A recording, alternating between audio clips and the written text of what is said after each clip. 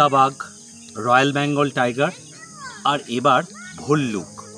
একেবারে পূর্ণবয়স্ক ভল্লুকের ভিডিও ধরা পড়েছে বন দপ্তরের ট্র্যাপ ক্যামেরায়, যা একেবারে প্রথম। এই ভল্লুকের গতিবিধি পুরুলিয়াতে ছিলই।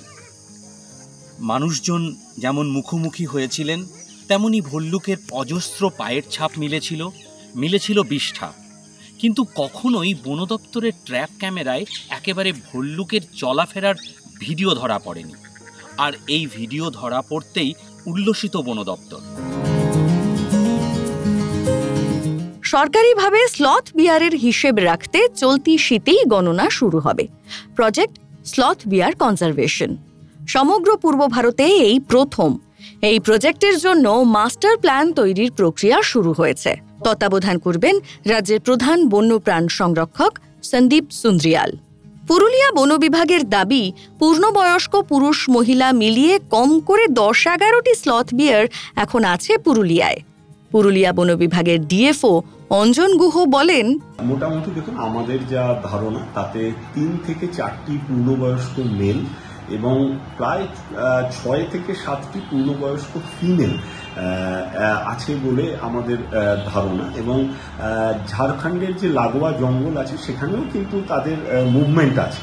ফলে এটাও একটা ব্যাপার যে আমরা খুব শিগগিরই এবার শীতে এই ভল্লুকের গণনাটাও শুরু করব এবং দরকার হলে আমরা ঝাড়খণ্ডেরও সাহায্য নেব, যেহেতু আমরা পাশাপাশি আছি। কোটশিলা, ঝালদা, বাঘমুন্ডি এবং অযোধ্যার দিকে মাঝে মাঝে কিছু মুভমেন্ট আমরা লক্ষ্য করছি।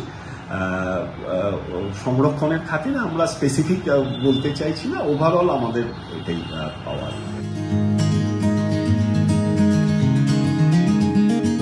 কোটশিলা বনাঞ্চলের সিমনি বিটের হরতান গ্রামের জঙ্গলে শাবক সহ মা ভাল্লুকের মুখোমুখি হয়েছেন ওই পাহাড়তলির মানুষজন।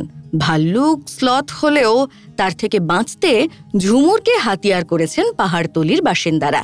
হরতান গ্রামের বাসিন্দা ভরত মাহাতো বলেন, বহু সাবধানে থাকি। এইরকম সাবধান মানে ও তো জানে নাই, হঠাৎ সামনে যদি হয়ে গেলি তো হঠাৎ গুল করতে হয়, হঠাৎ ওইখানেই ছেঁচতে হবে যে কোনো জিনিস, যেমন একটা আওয়াজ করে, বেশি আওয়াজ হলেই ও পালাবে। এরকম করেই আমরা বাঁচবার চেষ্টা করি, আর না তো কোনো উপায় নেই। তখন একা দুকা থাকলে আরও একটা জিনিস আছে, এরকম ধরাই দিলে ও ফাঁকলে ধরবে, তখন এটাই ও ছেঁচতেও পারিও। কুড়ালটাই তো পারা যাবে না, এটা লুটিয়ে দেবে গো, এটা দিয়া চলবে না ওকে জম্ভুবনকে। আর এই হঠাৎ কুড়াল ছাড়িয়ে দিলে ও ঝাঁকবে নাই, ঝাঁকাবে নাই না, তখন ও আর সুযোগ হবে, ব্যথা লাগবে, ও তখন মোরাইন দিবে শেষে তখন লোকটাকে। অদূর ভবিষ্যতে পর্যটকদের কাছে পুরুলিয়ার জঙ্গল অ্যাডভেঞ্চার ট্যুরিজমের কেন্দ্রবিন্দু হয়ে উঠতে পারে। পুরুলিয়া বন বিভাগের ডিএফও অঞ্জন গুহ বলেন, আমাদের কাছে আমরা পায়ের ছাপ বা ট্র্যাপ ক্যামেরার মাধ্যমে বেশ একটা ভালো পপুলেশন মানে আমরা আশা করছি, যেটা হয়তো গণনার মাধ্যমে আরো বোঝা যাবে। এই ভল্লুককে নিয়ে আমাদের যে পরিকল্পনা সেটা হচ্ছে, দেখুন, আমরা চাই এই ভাল্লুকের একটা কনজারভেশন প্রজেক্ট করতে, স্লথ বেয়ার কনজারভেশন প্রজেক্ট করতে। এবং আপনারা জানেন যে কোনো জঙ্গলে যখন ভাল্লুক থাকে, ভাল্লুক খুব ভালো মা ও বাচ্চাদেরকে কিন্তু সব রকম প্রোটেকশন দিয়ে বড় করে। জঙ্গলে কোনো ডিস্টারবেন্স থাকলে কিন্তু সেখানে ভাল্লুক কখনো থাকে না। তো ভাল্লুকের সংখ্যা বাড়া আমাদের আরেকটা আনন্দের ব্যাপার, যে জঙ্গলের কোয়ালিটি ভালো আছে। এবং তার জন্য আমি সম্পূর্ণ কৃতিত্ব দেবো আমাদের পুরুলিয়ার সমস্ত গ্রামবাসীরা। তারা আগুন লাগার ঘটনা অনেক কমে গেছে, জঙ্গলের ধ্বংসের ঘটনা নেই বললে চলে। তারা নিজেরা, আপনারাও দেখেছেন নিশ্চয়ই, তারা নিজেরা প্রোটেকশন দিচ্ছে। স্লথ বিয়ার কনজারভেশন প্রজেক্টের পরিকল্পনাতে পুরুলিয়া শহরের উপকণ্ঠে থাকা সুরুলিয়া মিনি জুকে ঘিরে একটি স্যাটেলাইট জু গড়ার পরিকল্পনাও রয়েছে। সেই স্যাটেলাইট মিনি জু গড়ার তালিকায় পুরুলিয়া বন বিভাগের প্রথম পছন্দ মাঠা, তবে তালিকাতে রয়েছে ঝালদা, কোটশিলা বনাঞ্চলের নামও।